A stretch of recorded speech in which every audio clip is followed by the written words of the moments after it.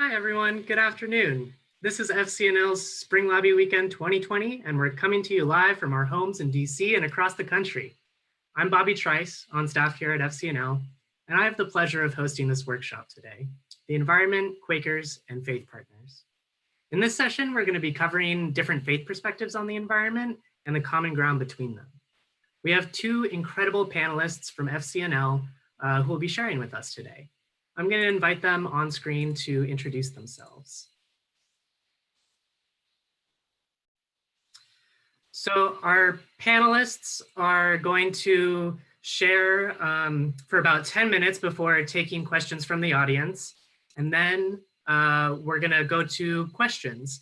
I hope that you'll drop some questions in the chat for our presenters. And with that, I think I'll pass it over to Alicia and Joe to introduce themselves. Welcome. Thank you. So as you know, my name's Alicia Cannon. I'm the Program Assistant for Sustainable Energy and Environment.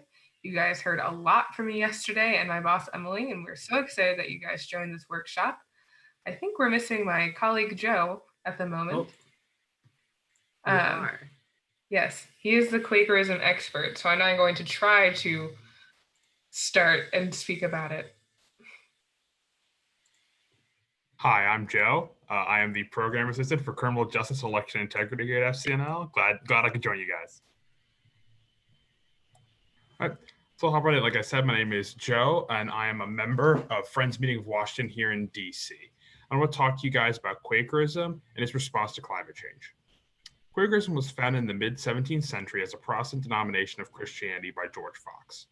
As the years have passed, Quakerism has in some places shed its Christian roots and become a faith focused more on personal connection with the divine as you understand it, rather than as a focus on particular creeds or rituals. Quakerism's full official name is the Religious Society of Friends, which is shortened to Quakers or simply Friends, as in the Friends Committee on National Legislation. Traditional Quaker practice takes place in the form of silent, often called waiting worship.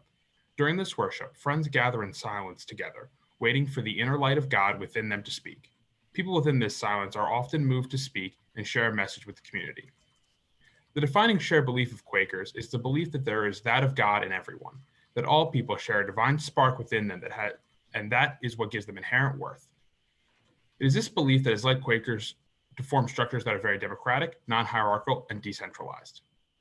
As a result of this focus on the community as a collection of equals, Quaker meetings often do not have a pastor or minister, but rather have a clerk who helps to guide group decision-making rather than making the decisions themselves. Decisions about theology, money, and the needs of the community are made through a process of community consensus during what's called meeting for business, where everyone is given a chance to be part of the decision-making process. This focus on the belief of that of God in everyone has also led Quakers to take a bold stance on progressive social justice movements throughout history. Quakers were key movers in abolitionism, women's suffrage, conscientious objection, peace building, and diplomacy. Quakers do not draw a line between sacred and secular practice. Rather, Quakers see this social justice action as a practice of our faith. Quakers often use the term witnessing to describe these practices, and many see it as the focal point of their faith. Quakers are what is referred to as a non-creedal faith, which is to say there is no defined doctrine that Quakers must believe to call themselves Quakers. Quakers do, however, have a list of what are called testimonies, which are beliefs shared amongst Quakers. These testimonies are often remembered by the acronym SPICES. The SPICES are simplicity, peace, integrity, community, equality, and stewardship. I want to take a minute now and talk a little more about stewardship, which is the testimony that really encapsulates the Quaker response to the climate crisis. The Friends General Conference defines stewardship as caring for the earth, valuing and responding to all of God's creation, using only our fair share of the earth's resources, and working for policies that protect the planet. Friends live out the testimony of stewardship in a number of ways. Individual Quakers might make sustainable life choices, like reducing their carbon footprint, recycling, or eating vegan. As a community, Quaker groups might choose to build solar panels on their meeting house or make environmentally conscious choices with their investments. Friends also might choose to advocate on the Hill for environmental legislation, like with FCNL or other groups. I'm living out my testimony of stewardship by doing this presentation right now. FCNL lives this testimony most directly through our climate advocacy program led by Alicia and Emily, our grassroots engagement with climate advocates, and hosting events like this one. We also practice stewardship by prioritizing organizational sustainability. Though our response to the environmental crisis is a key part of our Quaker testimony, there are many faith groups that have testimonies related to environmental protection. Before I go into them, I want to make a quick disclaimer. Like I said earlier, I'm a Quaker, and I'm not an expert in the faith that I'm going to discuss. So if I've mischaracterized anything, please feel free to reach out and correct me and talk to your own faith experience. I also want to make it clear that this workshop does not represent the totality of faithful responses to the environment. Just because Leisha or I don't mention a faith here doesn't mean they don't have a faith or practice related to the environment. We chose to discuss this collection of faiths because we think it gives a broad picture of the variety of ways different faiths talk about the environment, not to capture it in its totality. The first faith I want to talk to you about is Hinduism, a faith comprised of more than 1 billion believers with origins in Southwest Asia. This quote comes from the Hindu Declaration on Climate Change presented to the Convocation of Hindu Spiritual Leaders at the Parliament of World Religions in 2009. Quote, the Hindu tradition understands that man is not separate from nature, that we are linked by spiritual, psychological, and physical bonds with the elements around us, unquote. For many Hindus, humanity is a part of nature, not above it, and as part of the natural world, we are called to care for, ensure, and make sure that our actions don't harm the environment, and move to repair the damage that we do cause. Dr. Pankar Jhan wrote a book on the subject of Hindu environmental beliefs called Dharma, Ecology of Hindu Communities, Sustenance, and Sustainability. That can be a great resource for more information on Hindu beliefs and practices on the environment. The next faith I want to talk about is Judaism, a faith comprised of 14 million believers. The Religious Action Center for Reform Judaism lays out the biblical foundation for the Jewish response to climate change. They pull out a line from the book of Genesis, which emphasizes the human responsibility to protect the integrity of the environment. Quote, the human being was placed in the Garden of Eden to till and to tend to it, unquote. Like Adam in the Garden of Eden, we are called to till and tend to the earth. The Religious Action Center also calls for our legislative response to climate change to be just. They call on us to follow the admonition from the book of Deuteronomy. That quote is justice. Justice shall you pursue, unquote. The Torah calls on us all to be just in all things, and that includes our response to the climate crisis. Now, I want to throw it over to Leash to talk about the Catholic and Muslim responses to environmentalism.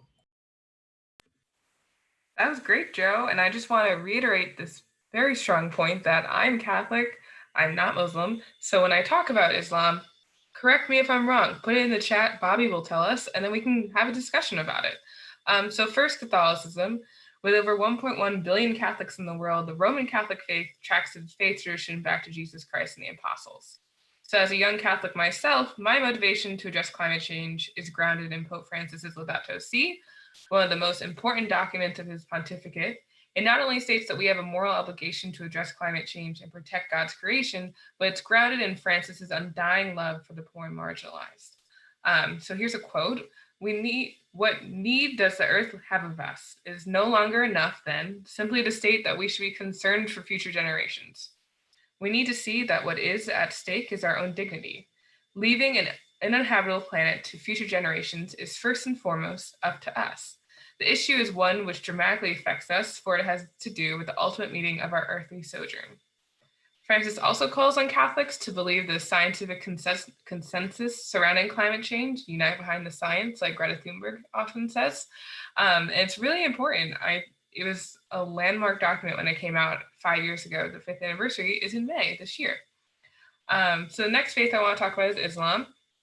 Islam is an Abrahamic monotheistic religion teaching that there is only one God and that Muhammad is a messenger of God. And it's the world's second largest religion with over 1.8 billion followers. Crazy. So from what I've read, pollution is the main form of corruption of the earth. It is an interference with the natural laws and environmental systems paramount to the functioning of our earth. Here's a quote from the Quran. Mischief has appeared on the land and sea because of the need that the hands of man have earned, that Allah may give them a taste of some of their deeds in order that they may turn back from evil. So man-made climate change directly violates the values of temperance and moderation. Climate change is all the outcome of man's greed, the human being's insatiable lust for the enjoyment of the comforts of life, even at the cost of destroying his own habitat and thus himself. So you can think that's like our unabated use of fossil fuels. We use this to power everything we do. We don't think about the consequences until it's too late because it's satisfying this insatiable need for us to be satisfied in all areas of our lives quickly. So As people of faith, we are uniquely able to serve as bridge builders by finding common ground and reaching across political divides. We have a responsibility to be caretakers of the natural world and to preserve ecosystems for future generations. Any climate legislation, and this includes carbon pricing legislation, must ensure that the US is on track to prevent the catastrophic impacts of climate change globally. At FCNL, we strive for justice and human dignity with the understanding that all people are children of God, but the burden of environmental degradation, pollution, and lack of access to resources falls disproportionately on the marginalized communities. This is like people of color, low-income communities, rural communities, the list goes on and on. So, in spirit of justice, any environmental legislation must not harm those populations that feel the worst impacts of climate change. Also, if you hear a dog, so sorry. So, as you continue to work on this issue, use this information, use your religious framing as a way to understand and guide your political work, your storytelling. This is uniquely you. And as a faith-based organization, FCNL can get into offices that other lobbying groups cannot. More conservative members can relate to our moral grounding and protecting God's creation. So use your faith to your advantage, use your perspective to your advantage. Don't shy away from it. And I'm really excited to listen to the questions you guys have for us.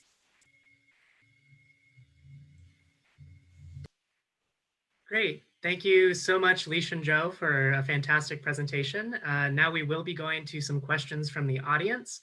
And I believe our first questioner is going to be Olivia Flint from Houghton College in upstate New York. I'm going to invite her on screen to ask our first question before responding to any questions in the chat. Olivia, go ahead and take it away.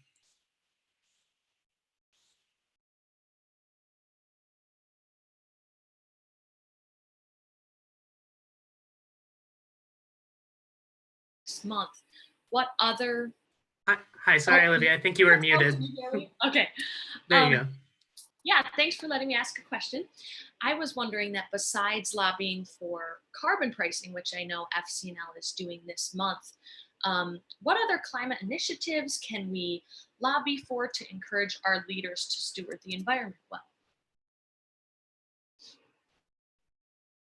That's a great question. So on top of like the revenue uses that you can use in carbon pricing legislation that help vulnerable communities and be stewards of the environment and incentivize clean energy, I think the first one that comes to mind is funding for the Green Climate Fund. So actually in the carbon pricing bill, revenue goes towards the Green Climate Fund, which is just so exciting. I didn't put that connection till now. But the Green Climate Fund really helps the least responsible and least equipped adapt to climate change. It's great. The United States made a great contribution under the Obama administration, but the Trump administration does not fulfill those requirements, unfortunately.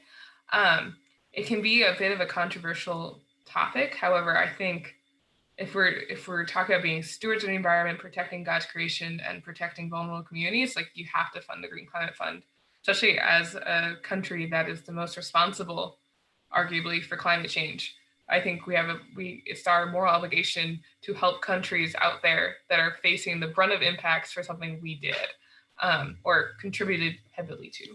So that would be the first thing. I think also just in our daily lives, I know you talked about Congress, but just be aware of how you're stewards of the environment every day.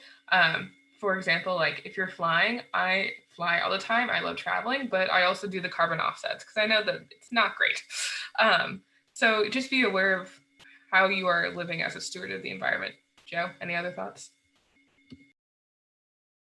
Yeah, I guess I just want to echo all of that I think, we have to take both an individual and systematic approach to the way we respond to climate change.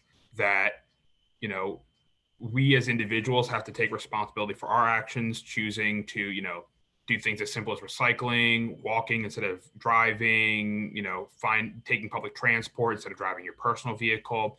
Those sorts of things are ways that we as individuals can take responsibility for our carbon footprints, but then also calling on Congress to take, responsibility for our national carbon footprint, calling for ways that we can ensure that, beyond just the private economy is affected by government regulation, but also ensuring that, for instance, the Department of Defense is one of the largest polluters in the world.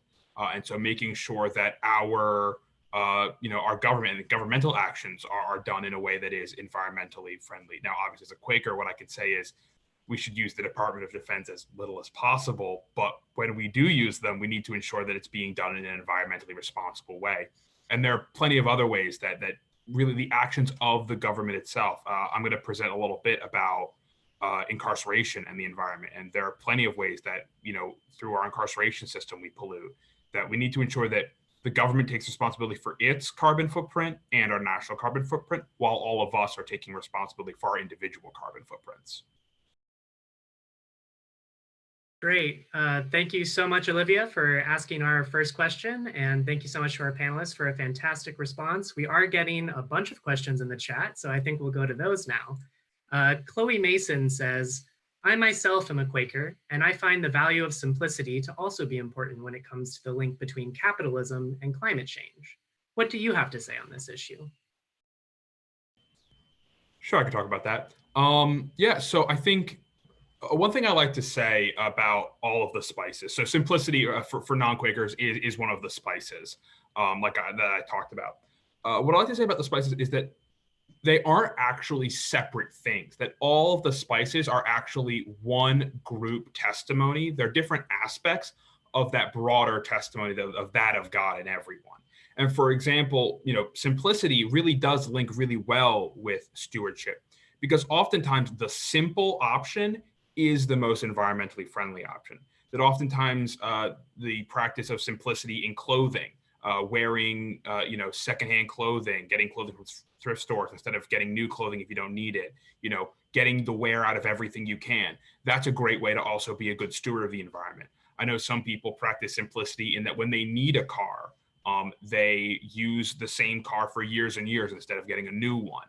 That's another way that we can really ensure that we have our practice is linked with our stewardship and our simplicity at the same time.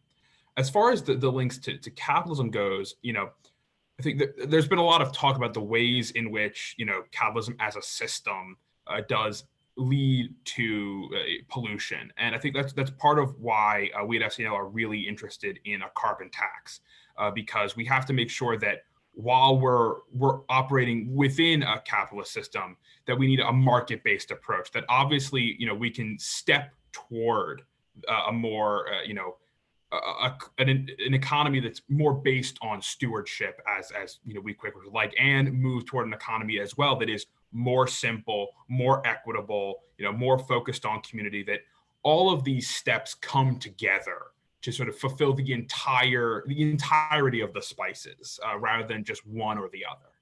And Alicia, if you have more you want to say. No, you took the line right out of my mouth. That was great, Joe. I'm very proud. Thank you. I try. Great. And thank you so much to Chloe for that awesome question. Next, we're going to go to Laura Hartman from Roanoke in Virginia, who says, reverence for the market, specifically profit maximization, treating nature and people as objects, functions like a religion. All these faiths say we should care for the earth. It's the religion of the market that counteracts this. Too many of us worship this false religion, in my view. How can we best combat what I consider this false religion?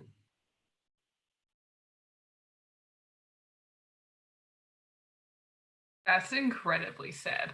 Wow, how do you combat? Well, first, I think you should write an op-ed. There's a workshop on that later. That's incredible, and make people more aware that we're in this society where we worship one instant gratification with things like one-day shipping from Amazon, where we think we have all these needs when really they're just superfluous wants. So one, being aware of your own actions. I think what Joe brought up with going to thrift stores, the fashion industry is a huge polluter, and I forget, it's on Netflix. Anyway, that talks about the fashion industry and their constant use of one, pollution, fossil fuels, shipping things out incredibly, like Forever 21. No offense, but Also, yeah, that's incredible. Anything else, Joe, while I just ramble on? Sure. No, I do. I agree completely. And I think that that's part of what Quakers seek with our testimony of simplicity, which I'm, really happy to see that brought up, is that we're, trying to, circumvent those forces that sort of call on us to buy and buy and buy. Like, for example, when it comes to, like, the purchasing of a new car, there's a lot of evidence to suggest that buying a new car, even a very efficient car, creates a massive amount of carbon that you put into the environment. Um, and so what simplicity calls us to do is to not buy when we don't need. That, if you don't need new clothes, you don't need to go buy them. If you don't need a new car, you don't need to go buy them. If you don't need a massive mansion, then don't buy a massive mansion. That it sort of calls on all of us to look at the things we own, and to use a line that gets trotted out a lot, to not be owned by what we own. That we need to make sure that when we purchase things, we do it with intentionality, whether that intentionality is to make sure that we're buying the most environmentally friendly way of doing things. So when we're going to buy food, making sure that it's produced without the use of pesticides, without the use of other environmentally harmful farming practices, but also making sure that it's not bought with, unsafe labor practices. That sort of intentionality goes in everything we do. And sort of, I think, so the real way I would say to sort of combat that sort of like that faith of consumerism is with intentionality, both an intentionality in the environment and an intentionality in avoiding cruelty. And at least if you have something else you want to say.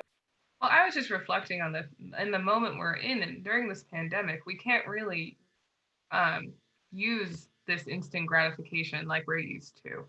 At least I'm talking from my own experience in DC. Like, I can only order food online. Everything else is just being backlogged and shipped later. And I think it's a good time to reflect on what you have and what you actually need. I think it also speaks to people who are like stockpiling food and toilet paper. Like, in a moment in a public health crisis, where we're supposed to be like loving thy neighbor and watching out for one another 6 feet away, we should think about what is truly important in the world. Like, I'm surviving perfectly fine in my apartment with all the things I have. I don't need a single thing.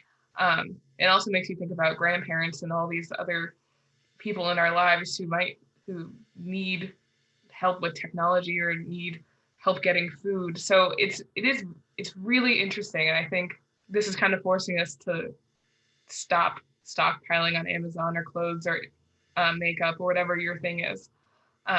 So maybe this will reset our consumerism, or sadly, it could just like spike in the curve. Great. Thank you so much for answering that question. We have time for a quick answer to this very last question, and then we're going to have to wrap up the workshop today.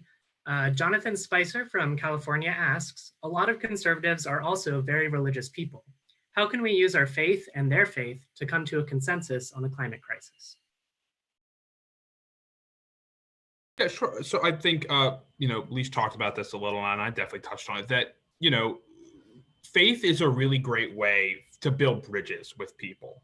That, it's particularly helpful when dealing with someone who shares your faith. That when two people of the same faith can talk together, they can find common ground.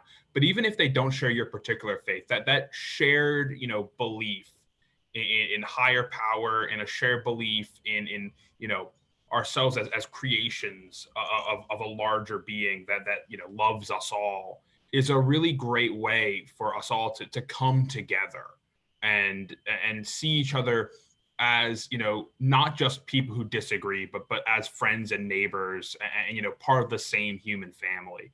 And that can really break down that wall. That I find, when I'm doing advocacy, you really only need to break down that one wall.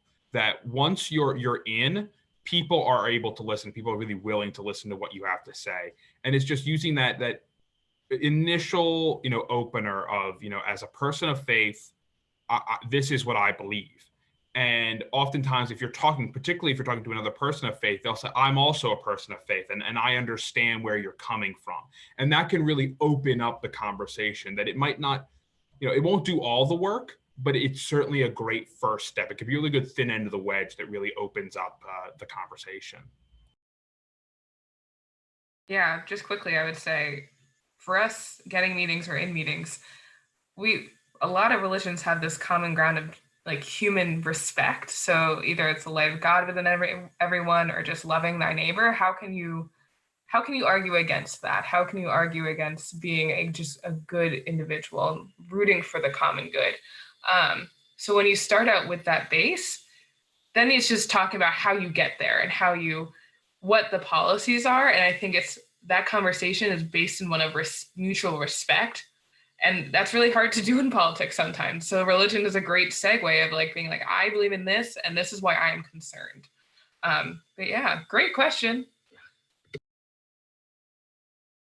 Yes, thank you so much. That wraps up our session today. So I want to give a huge thanks to our panelists for sharing their insights. And thank you all for tuning in and being an amazing virtual audience and participating in this discussion. Our next workshop in this room starts at 1:30 and it's on climate change and agriculture. I hope to see you there.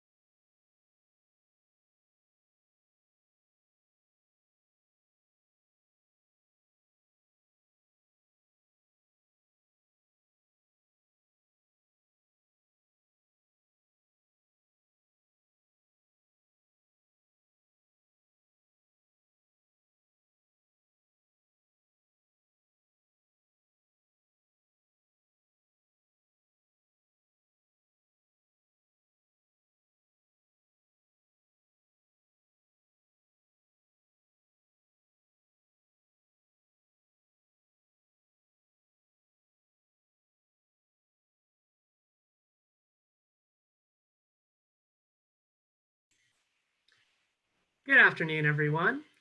This is Spring Lobby Weekend 2020. We're coming back to you from across the country and at our homes in DC. I'm Bobby Trice, the program assistant for Quaker Outreach here at FCNL, and I have the pleasure of hosting our second workshop in this room today, Climate Change and Agriculture. We have two incredible panelists who will be sharing with us today, Alicia Cannon from our last session and Dr. Michael Snar from Wilmington College in Ohio. I'm going to invite them on screen to introduce themselves in just a minute, but first I want to let you know the structure of this workshop. First, we'll have Alicia and Dr. Snar introduce themselves. We'll play a short video, and then our presenters will talk for about 5 minutes before taking questions from the audience. And just like in our last session, audience out there, I hope that you will drop some questions in the chat so I can pass them along to Alicia and Dr. Snar. And with that, I'll pass it over to our panelists. Welcome to Alicia and Dr. Snar. Thank you, Bobby. Hello, everyone. I'm back. If you came from the last session, I'm so happy. So again, my name's Alicia Cannon, also go by Leash. I'm the program assistant for sustainable energy and environment at FCNL. I am so excited you guys are all here. Yesterday was so fun, and it was all because of you guys. And I'm really excited to talk about the intersection of climate change and ag today. I'm Michael Snar. I'm a political science professor, and we are going to start with a 4-minute video featuring an Ohio farmer, and then we're going to come back for some deeper analysis and discussion.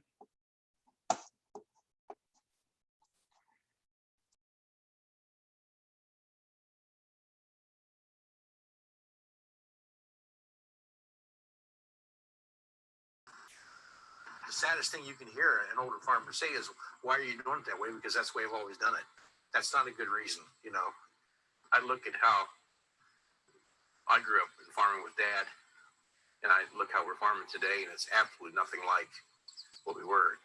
We started planting back then about the 1st of May, and we planted all the way to the end of June. So that's 2 months. We had like 8 weeks was the planting window. But today, whether we acknowledge it or not, today you have about a 10-day to 2-week window. We had very, very few of these big rain events. It was, a ½ inch. It's more seasonal. That's what you were supposed to get during that time. And so what's changing? Something's changing. And obviously, I think, you can talk about climate change, but and farmers will really push back when you start talking about climate change. But then you ask them, do you think the weather patterns have changed? Oh my goodness, yes. Certainly. So it's just a matter of how you couch it, And it's a shame that we've politicized climate change. I mean, that's ridiculous. Science is science, whether it's man-made or whether it's natural. The bottom line is it's changing, and so you can either fuss and argue about that, or you can say, well, let's adapt to what climate change is happening. So that's what I'm all about too. And so what do? A lot of farmers are taking like a drainage ditch, and they're making it like a 2-stage. They're sloping the sides, they're widening it out, and so it can actually have a lot higher capacity for these 4-inch drains rather than 2-inch drains. We've had to put grass waterways where we never had it before because it'll cut a ditch. There goes your sediment, there goes your nutrients. It seems to me we saw that really change like in the late 90s here. That's when we really started seeing the big rain events that we had not seen before, and multiple main rain events, not just one, but multiple. I've been no-tilling continuously for 20 years now, and I did it for economic reasons. I did it to save money. I did it to save time and energy. But after long-term no-till on my farm, I would never go back to farming like I used to with tillage, because I've seen the benefits it's given my soil. The more cover you have on your land, the less erosion you'll have, and the less soil you lose, and the less nutrients you lose too as well. But if we are going to be stewards of the soil, then we gotta act like it. We have to show them that we can be trusted, and so we grid sample every ½ acre, and so we only fertilize when the test says you need fertilizer. If it doesn't need fertilizer, we don't put it on there. Dad was always, very, very close to the land, and it sounds corny, but he actually said this. I bought the farm from him in 1988, And I said, well, any words of wisdom or anything that you want me to do? He said, just please leave it in better shape than what you got it. And really, that's really what a farmer needs to do. I got to leave. I think and my farm today is more productive than it's ever been. And I'm turning it over to Josh. And so I expect him to do this. And I told him the same thing. I said, you got to continually make it better. I've been working on climate issues for 15 to 20 years, and there's no doubt that the climate is changing, so let's get off that horse and let's get it fixed.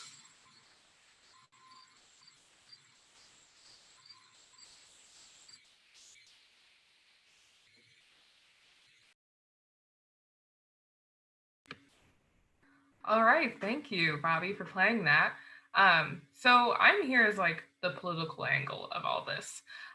So when I think about climate change in agriculture, I think of how we can bridge political divides. Specifically, in my experience with the Climate Solutions Caucus in the House, there's also one in the Senate, but in the House, there are about 30 Republicans on the caucus that we always try to think strategically how we can engage and what issues will get them to come to the table. And I think agriculture is one that would get people to want to go to more briefings on the intersection and understand that how the climate is changing is affecting the world around us. So while you're listening to Dr. Snar speak on these great points that I'm so excited to listen to, I'm calling you to reflect on how, one, you can bring this back to your own communities, and then you can bring how this can shape your lobbying tomorrow. I don't know who is out there, but if you have conservative representatives or senators that you're lobbying tomorrow, this could be really helpful. And I also call on you to think of how you can almost depoliticize the phrase climate change. And if you want to learn more about that, ask about it in the chat later and we can answer it. Because sometimes the phrase can be a bit almost like a physical reaction of like, no, climate change isn't real, but the climate is changing. So I call on you to reflect on how you can do that in your own storytelling. And I'm going to hand it over to Dr. Snar now. Thank you, appreciate it. So let me say a few things. Let's start with a little bit of background. So climate change and agriculture are clearly interrelated. Okay, some of you probably already know this, but in case you don't, let me just explain a little bit. First, agriculture contributes to climate change in many ways. Crop production, livestock production, deforestation, all lead to significant production of greenhouse gases. Included in this are things like nitrogen-based fertilizer, fossil fuels for transportation, and digestive activity of ruminants, including primarily cattle and sheep. Conversely, climate change negatively impacts agriculture. Heavier rain and more flooding can result, more droughts, desertification, warmer weather, increased soil evaporation rates, and even more pests. One of the biggest things, though, is just unpredictable weather. So we heard from one Ohio farmer just a few minutes ago, Fred Yoder. He's an industrial production farmer, and I just want you to keep in mind that he's just one voice. He probably is fairly representative of corn and soybean farmers in the Midwest, but remember, we have lots of different farmers, so there is no single agriculture voice. We have grain farmers, vegetable farmers, industrial farmers, regenerative farmers, farmers with large acreage, farmers with very small acreage. So just please keep that in mind as we go on. I'd like in particular to make 4 points about the video we just watched. First, farmers like Fred care about the land. They have a close relationship with the land. Often it will have been passed down through 1, 2, or even more generations. So please remember that. Second, farmers know the weather is changing, as we heard in the video, and many are facing hardships and looking for answers. Third, farmers need to adapt, and as Fred exhibited, they know it. Agriculture is changing, and as a result, farmers have begun to implement technological solutions which can aid in the fight against climate change. He alludes to one of those, one such technological change directly related to climate change, and that one is no-till farming. So tillage is when you prepare the land for to be planted. You could do this in your yard and your garden, or you may have seen large tractors in the fields with large metal discs breaking up the land. This is tillage. And one of the problems with tillage is when you turn the soil, it releases carbon dioxide. So reducing tillage can reduce obviously reduces soil disturbances, and then reduces the amount of carbon dioxide released in the atmosphere. Now, reducing tillage can have some good benefits for farmers. Reducing tillage can reduce soil erosion, nutrient loss, reduce water evaporation, etc. However, it's important to remember that no-till and some of the things we're going to talk about today, or you may know about as far as technological solutions, can be expensive. So no-till can have benefits, but it's not free. So one nice thing about the Climate Action Rebate Act of 2019 is it does offer financial incentives to farmers who are engaging in practices that sequester carbon. So let's just do that term real quickly. Carbon sequestration refers to removing carbon dioxide from the atmosphere and capturing it in the soil, which is very positive for reducing greenhouse gas emissions into the atmosphere. So that's one big plus for the Climate Action Rebate Act. The fourth point I want to make, and which has already been made, is that terminology is important. More conservative farmers don't like the term, generally speaking, they don't like the term climate change. Why? Well, it's usually a term that's used by more liberal individuals, people at the other end of the political spectrum often. And as Naomi Klein points out, climate change can be perceived by conservatives as an attempt by the federal government to drastically change the way of life of Americans, including farmers. So when you lobby, if you're lobbying a more conservative representative or senator, which we will when we approach our Ohio representatives, I would urge you to consider being more pragmatic, practical in your terminology use, because we absolutely need this bill to be bipartisan. So in sum, this is a win-win bill that helps combat climate change as well as helping agriculture. And with that, I'm going to turn back over to Bobby to help facilitate questions.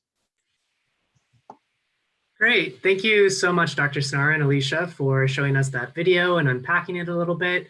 We are going to go to our first questioner, who is Ariana Riccardi from Wilmington, Ohio, to ask our first question on video before we respond to questions in the chat. Ariana, if you're with us, take it away. From Plain City, Ohio, and I see this all the time. So I guess my main question would be, can you hear me? Okay, so I'm tuning in from Plain City, Ohio, and I see this all the time, actually. So my main question is, how do we go about eliminating the negative one-party-based stigma around the term climate change in order to make this more of a prominent bipartisan issue and less political?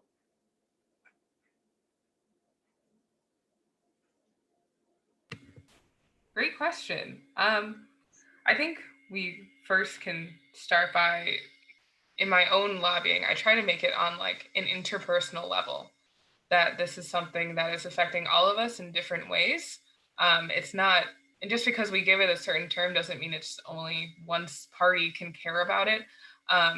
It's really interesting because you have bipartisan bills out there that are technically climate change bills, but they're not marketed that way. They're marketed as like energy innovation or carbon sequestration bills.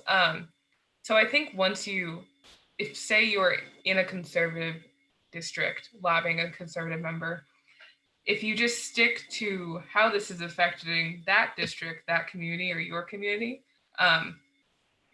and connect it in that way without connecting it to like the more liberal like climate change agenda, then you will make so much more headway than if you go in with all of the terminology. And I just did finish up a faith workshop. So if you even go in with that, like, I'm concerned about like either God's creation, or you can do it a different route of being like, I'm concerned about the land, they can't dispute that because that's your own concern and you're seeing the change. Does that make sense? Yeah, thank you. If I could just add to that, I spent the last half hour watching the response, the one panel that talked about if you're going to meet with a conservative representative, and it was really interesting. And if you didn't watch it, I would tell you, recommend that you go back and watch it. But a couple of points that were made was just emphasize that this is a market-based solution, and the alternative will be a government-run, bureaucratic run, which may not be the language you want to use if you're more liberal, but you're not talking to someone who's more liberal. So just emphasizing that this is market-based, and it's better than the alternative. And the other thing was, this is a chance for conservatives to lead on this issue. Great. Thank you so much, Ariana, for asking our first question. And thank you so much to our panelists for a robust response. We're going to go to the chat now to some questions that were dropped there. So first, we're going to go to Chloe Mason, who says, I come from a farming background, and I have several family members that do not believe in climate change. What do you recommend to help bridge the gap when it comes to old grumpy farmers?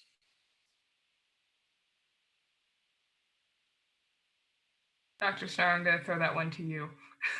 Yeah, that's a tough one. And they just talked about that on the panel I was watching as well. And they said that, beating them over the head is not going to work.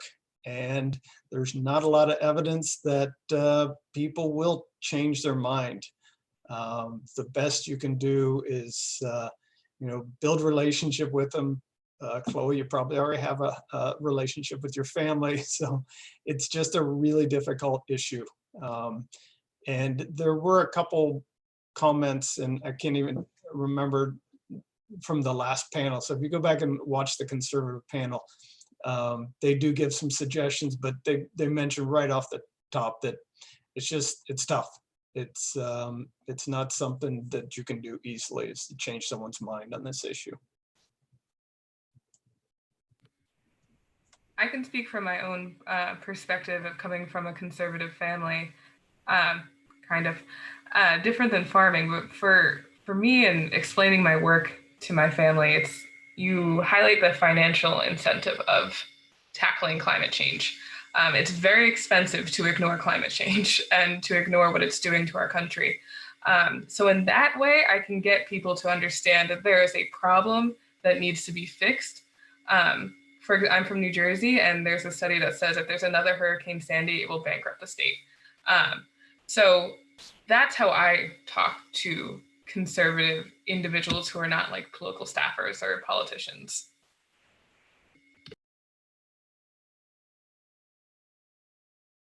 Great. Awesome question answering there. We're going to go to our next chat question now, which is coming from Sarita, who says, considering that ag expansion contributes greatly to deforestation, biodiversity loss, etc., and the beef and dairy industries emit greenhouse gases through a number of different processes, how might we begin to implement changes that will allow us to transition toward a locally focused and plant-based system, especially when so many people today make a living in animal ag and traditional methods of farming?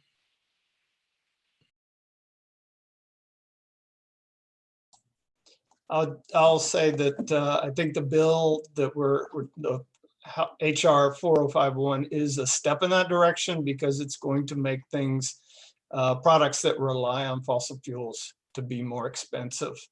As far as changing their mind, there again, it's sort of like climate change, change someone's mind that they need to eat less meat or less dairy or none at all.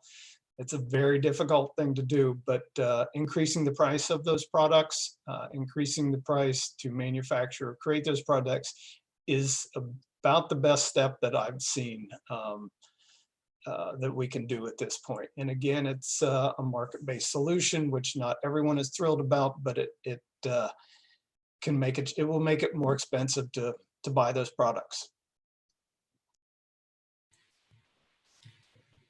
Thank you, Dr. Snar. I think we will go to our last question from the chat for this session before I ask the presenters to wrap up their workshop with some final words for the audience out there. This one comes from Kiara, who asks, are there ways the Climate Action Rebate Act specifically helps farmers directly? Beyond the long-term benefits of fighting climate change, how does it help, not hurt, now? That's a great question. I had the bill up just because I was hoping that someone asked this. So give me 2 seconds to find the exact wording.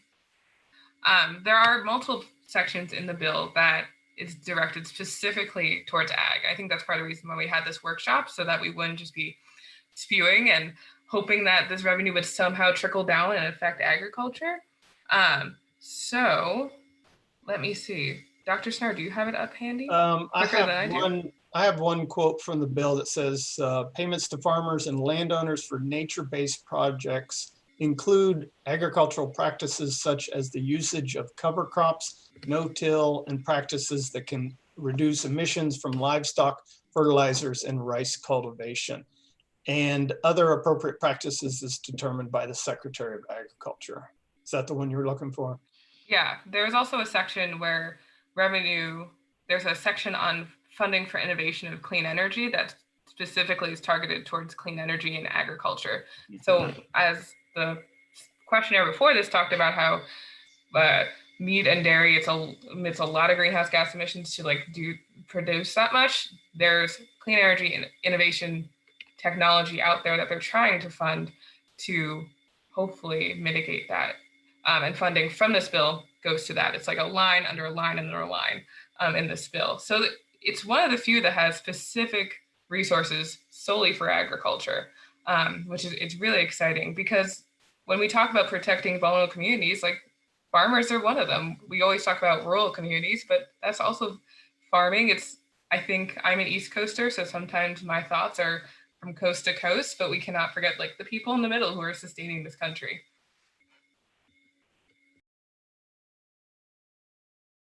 Thank you so much, Alicia and Dr. Snar. Unfortunately, we're almost out of time in this session, but do you two have any, wrap-ups or key takeaways that you want to let your audience know before we close out here? Sure. I think my final thoughts would be that there's this wonderful video by CBS News it's called A Climate Reckoning in the Heartland. And it's about these farmers recovering in Nebraska after these devastating floods. And I originally had it for the Climate Ag Workshop in the big Spring Lobby weekend, but it's too long of a video to show now. So if you're still interested, you should really watch it. It's so interesting. But second to that, I think I would, think about your storytelling and how this can connect to that, how you can talk about climate change without exactly naming it. That's really important. I also want to remind everyone that there are bipartisan climate change bills that are centered around agriculture out there, and that it can sometimes be really discouraging to be in a conservative area when you're concerned about climate change. And just know that you are not alone. There are people out there fighting for that. There are groups out there fighting for this. And you are doing great work by lobbying tomorrow on this bill, and you're lobbying on a great bill that protects farmers in the most ways that we have available in the 7 carbon pricing bills in Congress right now. Thank you for your questions, and I really hope you enjoyed these workshops. And I would just say, echo what I said earlier, this is a win-win bill. It protects agriculture. It helps with climate change. Also, it's concerned about middle and lower class folks that may have to pay higher prices. And it's also concerned about those who will lose jobs from this transition. So it's concerned about most or all the important sectors. And I will echo a little what Leash just said, and that is, don't get discouraged if you don't change your representative's mind or get them on board the first time you lobby with them. Develop that relationship and keep pounding at them in a Quakerly persistent fashion. Thank you so much, Dr. Michael Snar and Alicia Cannon. That wraps up our session today. Big thanks to our panelists for sharing their expertise. And thank you everyone watching and tuning in. You've been an amazing virtual audience. You've sent great questions and really engaged in this discussion. Really appreciate it. So our next workshop in this room starts at 2 p.m. and it's on climate change and mass incarceration. Hope to see you there, and don't forget to check out the full schedule at fcnl.org/SLW schedule. Thanks so much.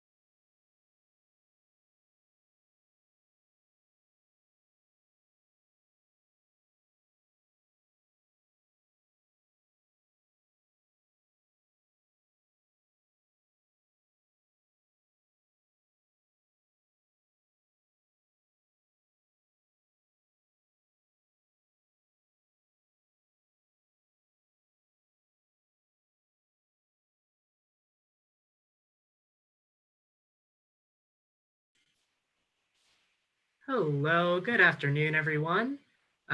We are back at it. FCNL's Spring Lobby Weekend 2020, coming to you live from our homes in DC and advocates all across the country. As you might know by now, I'm Bobby Trice, FCNL's program assistant for Quaker Outreach, and I have the pleasure of hosting this workshop on climate change and mass incarceration. So in this session, we're going to be covering how climate change and criminal justice intersect around mass incarceration. We have two really amazing panelists who I get to work with every day. They're both from FCNL and they'll be sharing with us today. I'm going to invite them on screen to introduce themselves. Joe, Jose.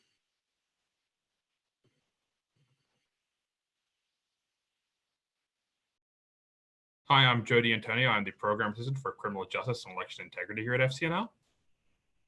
Hi, I'm Jose Walsh, the legislative manager for criminal justice and election integrity at FCNL. Great, thank you so much. So our panelists are going to present for about 10 minutes before taking questions from the audience.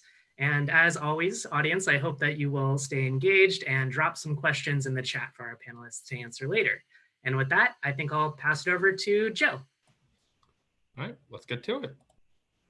So climate change is a massive issue and it will affect all of us, but will not affect us all equally. There are communities across our nation and across our world that are going to be facing the brunt of this emergency. Sadly, these are groups that are already underrepresented in the halls of power and overrepresented in the impact areas of economical, medical, and ecological disasters. One such group are those affected by mass incarceration. Before I talk about the intersection between climate change and mass incarceration, let's define what we're talking about when I say mass incarceration. The incarcerated population in the United States is the highest in the world, made up of about 2.3 million people. This statistic gets even more striking when you look at the rate of incarceration. The US has the highest per capita rate of incarceration with 698 per 100,000 being incarcerated. The next up is El Salvador, where the incarcerated rate is 620 per 100,000. The next three countries are China, Russia, and Rwanda, where there's a rate of 400 per 100,000 incarcerated. The US has an incarceration rate orders of magnitude above the rest of the world, and that's something we need to keep in mind when we talk about this issue. So that's the scope of the problem. So let's talk about how the issue of climate change intersects with these 2.3 million people. If you take nothing else away from my talk today, I want you to take away this. Incarcerated people are just that, people. Incarceration is a location, not a state of being. The environmental impacts of climate change are going to fall on incarcerated people, just like they fall on unincarcerated people. The difference is that incarcerated people are going to be hit harder as they are particularly vulnerable to some of the biggest effects of climate change. These effects are already beginning to be felt, and things are just going to get worse from here. The first big one I want to talk to you guys about today is heat. As climate change gets worse, we're going to get longer and hotter summers. Here in DC, for example, since 2010, we have had 7 of our hottest 11 summers, and other places around the country are following at a similar pace. Prisons are often not equipped with air conditioners, and when they do have air conditioners, they're low quality and don't keep people at safe building temperatures.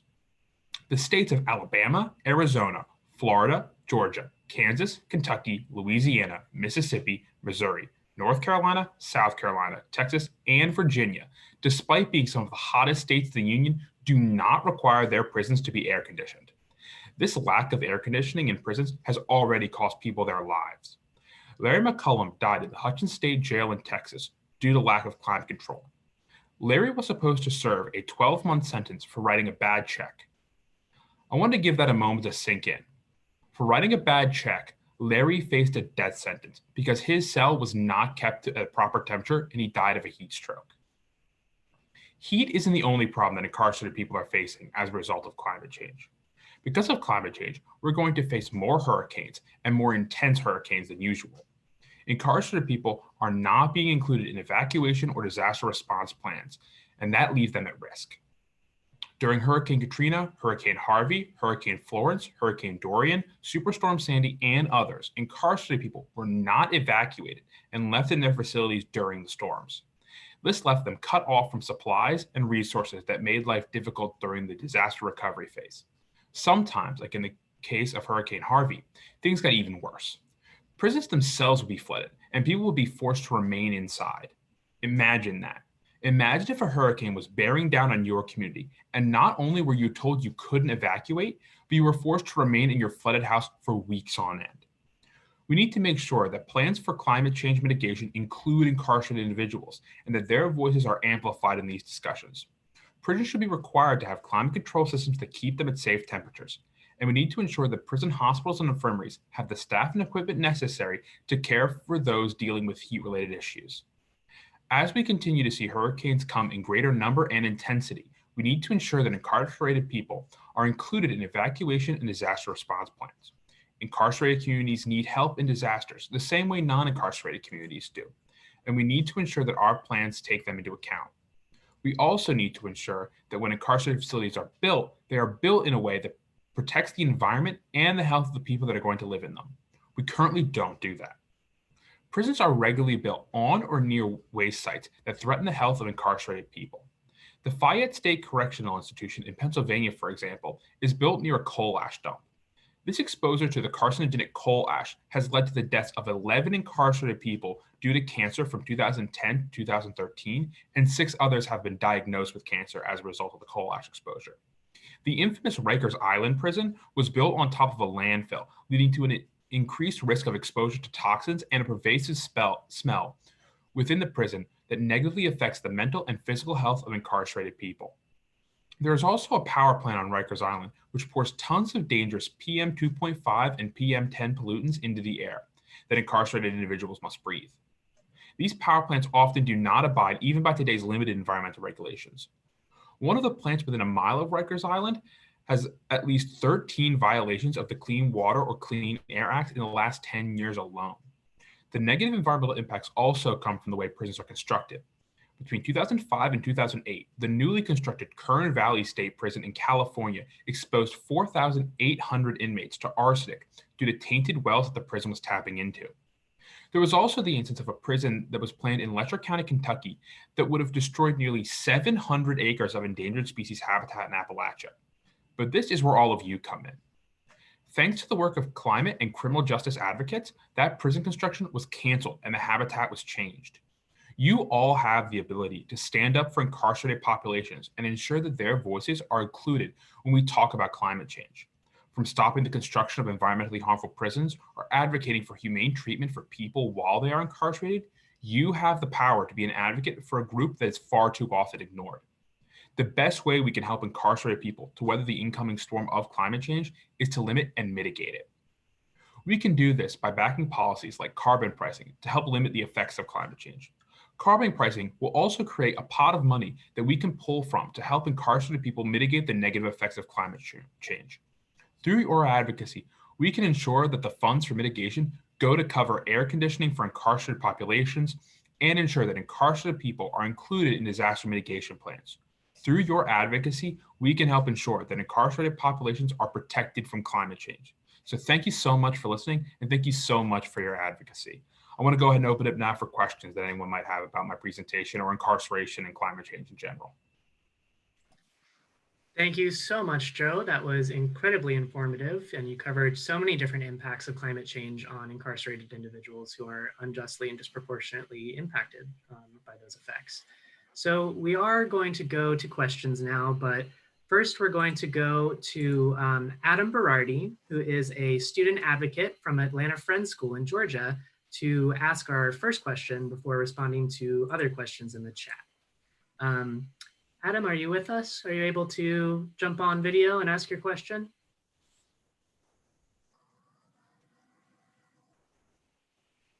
Hi. Hi, Adam. We can hear you if you want to go ahead and share. Okay. Can you speak to prison abolition and restorative justice? Thank you so much for that question, Adam. That's a great question. Now, this gets to the distinction between activism and advocacy. Unfortunately, we're still dealing with a number of individuals in society who have this mentality of lock them up and throw away the key. And they have this lens of public safety. They have this fear that people who are incarcerated are the other. And we have to speak to those people as well. And those people have advocates in Congress. And we can make arguments like incarceration doesn't work, it's too expensive. And we can make changes to laws to improve the conditions inside incarceration facilities, as well as decrease the length of sentences as well.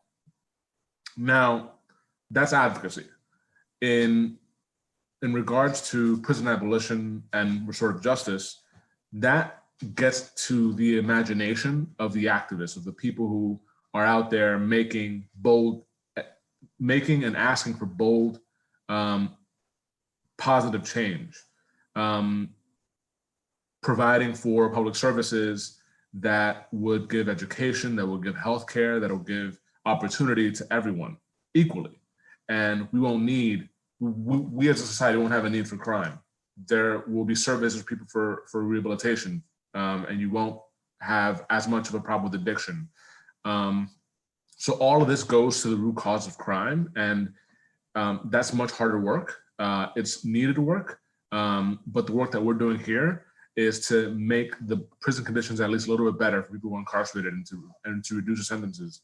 And it's the two sides of the same coin. You've got the incrementalist approach, and then you have the big, bold change, and we need both. Fantastic. Thank you so much for that awesome response, Jose. That was super informative and insightful, and really shows how our work is part of a bigger movement, and how we do need to be pragmatic sometimes about how we approach advocacy.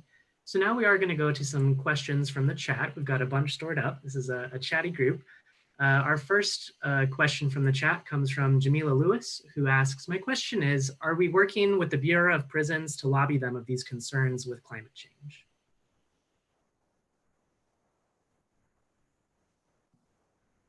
Yeah, sure, I'll take that. So yeah, some of our advocacy does target the Bureau of Prisons, and a lot of our coalition partners also make that part of their advocacy strategies.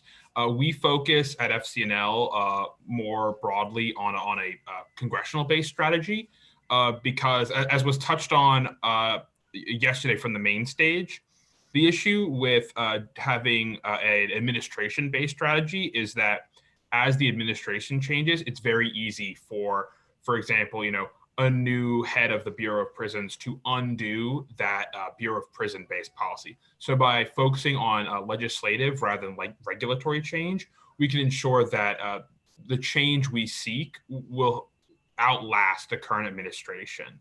But we also do have some members of our coalition, and some of our advocacy itself is pointed at Bureau of Prisons. So yeah. Great, thank you so much, Joe. Next, we're going to go to Margaret Morin, who sort of extends that train of thought and says, would it be effective to lobby our state's network of prisons to take action? I'm thinking the Missouri and Minnesota Department of Corrections to adopt safer practices.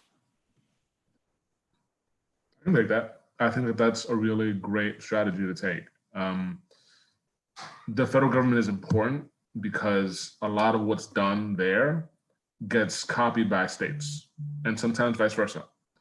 But the majority of the people who are incarcerated in state facilities.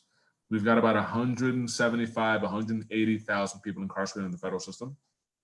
In the states, that number is about 1.7 million. So it's really important to do the work at the state level as well. Great, thank you so much for taking that question, Jose. Now we're going to go to Leslie James, who asks, how are the prisons being approved to be placed in these areas if the EPA has to approve where the buildings are placed? This is in reference to pollution in prisons. Sure, I could talk about that. So it's a lot of it is through that state-based advocacy. So the prison that was in Appalachia, I talked about that got closed. That was a state-based advocacy group. So I just want to join Jose in saying that doing state-based advocacy is really important because as Jose said, the vast majority of the incarcerated population is incarcerated at the state level. But the issue that we have at the here in DC is we often don't know exactly what's going to happen. So, for example, that 700-acre prison that was going to destroy all those habitats, that's something that locals knew and understood that, people above didn't understand. So doing that local advocacy is really important to highlight those concerns. Beyond that, as the environmental justice movement itself has grown and gotten more, more speed behind it, we're continuing to talk about the ways that prisons need to be included in environmental impact statements, as well as other construction. So usually when you build a building, oftentimes you need to have an environmental impact statement to say how your new building will affect the environment. And oftentimes prisons have been exempted from that. And there's been a real push to ensure that they aren't exempted from that practice, to ensure that not only are the prisons safe for the people who are going to be living inside them, but also for the broader community. Because that big issue, like in Rikers, and there's tons of prisons that have this problem, that not only are they bad for the environment, that they're new construction that destroys the environment, they don't abide by EPA regulations, that they have illegal dumping, they have pollutants that go above the levels that are acceptable to the EPA. And so a big push in the environmental justice movement is to make sure that the EPA is enforcing its standards, not just on private industry, but on government-based industries, which too often just get a pass because they're the governments, which assumes they follow regulations when far too often they do not. Thanks, Joe, for taking that one and answering it. We're going to go back to Jamila Lewis, who asks, currently, we are talking about releasing people from incarceration who are a part of the vulnerable population that could be affected by COVID-19. What are things we can do to push these efforts forward? I can take that. I think reaching out to your governors and encouraging them, pushing them, urging them to use their clemency power to commute sentences, which basically means that you're going to shorten the sentence to time served and then let people go, or pardon people. That would be great. This would use existing mechanisms to reduce the population in facilities to make it safer, given the CDC guidelines of social distancing, keeping 6 feet, and washing your hands consistently, all of which can't be done in incarceration facilities because of just the conditions. The conditions tend to be squalor. At the federal level, we help to communicate recommendations to the White House and Congress, asking them to promote home confinement, to have people be confined in their homes as opposed to confined in incarceration facilities, encouraging more use of hygienic standards in incarceration facilities, and providing services for people who will be released, like housing, more SNAP benefits, TANF, so that when we do try to improve these conditions by letting people out, we're not just letting them out to no services. So that's just kind of a bird's eye view of what's needed and what you can do to help with the COVID-19 crisis in prisons. Also, to kind of piggyback off that, I think what we can really do is, take advantage of this crisis in a sense that we can bring up the idea of mass releases in a way that often isn't talked about. So too often, people who, once they're incarcerated, we just forget about them. And what this causes, the mass incarceration crisis is often caused by over incarceration. We see it with 3 strike policies. We see it with mandatory minimums. The issue is people are convicted for incredibly long sentences, which means that they often age in incarceration, in incarceration facilities. And what this creates is this problem where we're dealing with an aging incarceration population. The largest growing section of the incarceration population is the over 50 population.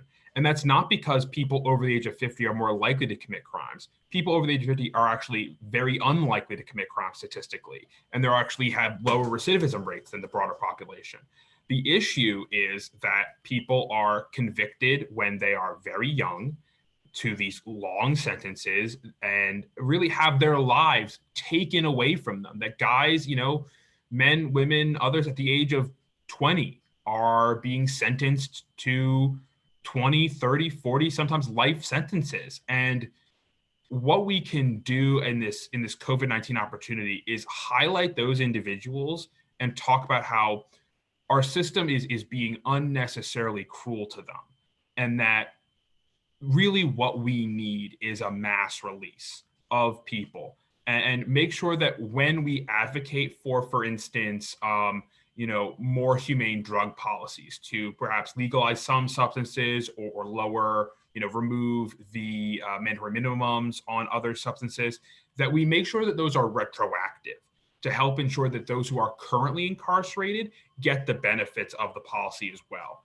And so I think as we educate people on, the facts that people over the age of 50 are very unlikely to recommit offenses, that people over the age of 50 are being incarcerated far longer than they should, and it's not just risking their health during COVID-19, but throughout their incarceration, we can really help move that needle so that once COVID-19 is in the rearview mirror, we can take some massive steps forward on the incarceration issues broadly. Great. Thank you so much, Joe and Jose. We're going to take a few more questions from the chat before wrapping up this session. So on the same note of COVID-19 and climate change and mass incarceration, Sonia asks, how do you think that the problems faced in prisons will change or are changing with the threat of COVID-19 and climate issues?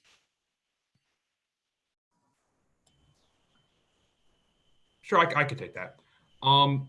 So what we're seeing is, I think, I talk about this a lot when we advocate on COVID-19, is that COVID-19 isn't creating problems.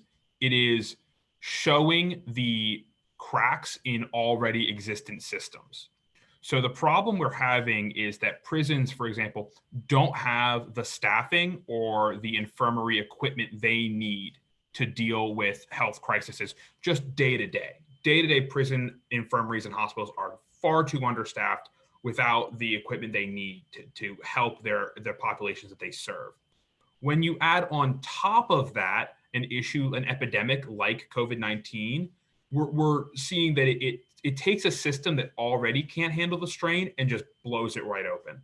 And so what we hope to see, and what we are starting to see a little bit, and we are continuing to advocate for, is that we increase the funding for example, prison hospitals, infirmaries broadly, so that day to day they have what they need, and also have the opportunity to expand when they need to deal with a pandemic situation.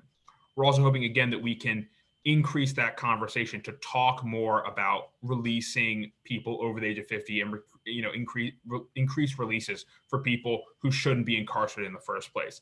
That by using COVID-19 to broach that topic, we're getting to have that conversation with people who we don't usually get to have that conversation with. And I think that creates the opportunity in the future for, a lot larger changes than perhaps we were hoping that we could accomplish. And I think that's a really great thing. Thank you, Joe. Thank you so much. We're going to go to our last question before closing out this workshop. This one comes from Amana, who asks, are the issues you're mentioning with climate change and incarceration more acute with private prisons?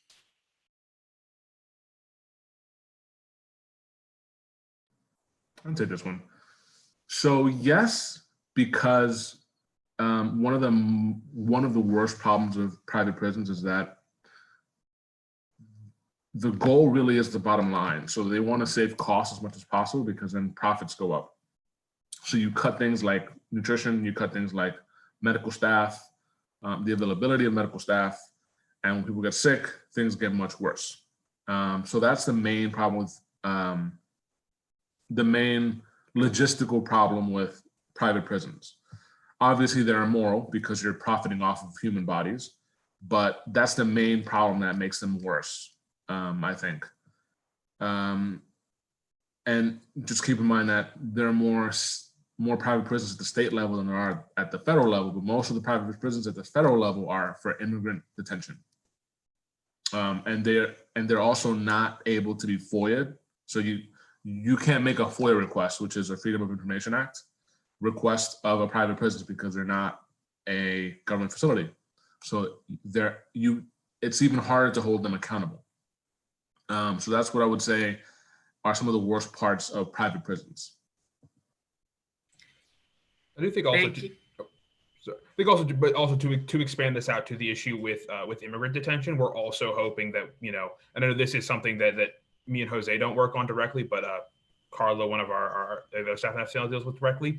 We're hoping that the COVID-19 crisis can lead to more releases from detention facilities as well, because all of the problems that you can say about incarceration, you can say about detention, and vice versa, that they really are two sides of the same really life-destroying coin. And we're really hoping to see them improved. And the biggest improvement we can make is more releases. Thank you, Joe and Jose, for an amazing presentation and discussion with this fantastic virtual audience. Unfortunately, we are all out of time for this session, and that does wrap up this whole workshop webinar and our slate of workshops this afternoon. Just want to say thank you so much for tuning in, for watching this workshop and engaging in conversations around the intersectionality of climate change. It's something that we really try to highlight and emphasize here at FCNL, and this is one of the ways we can do that. So I just wanted to let you know that we do still have a few more programs coming up at the end of the day here, Day 2 Spring Lobby Weekend 2020. At 2:40 p.m., you can join a Zoom meeting to ask any questions that you might have with Alicia Cannon and Emily Wurzba, our climate action team. That'll be starting at 2:40 p.m. and you can find the Zoom link on our schedule at fcnl.org/SLW schedule. And then after that, at 3 p.m., we're having a Quaker meeting for worship before you lobby. And I'll be hosting that with Sergio Matos-Cisneros. So I hope that you'll come through to hear a little bit more about Quaker worship, why we do it, and how it's related to lobbying. Can't wait to see you there. Thank you so much for tuning in. Catch you next time.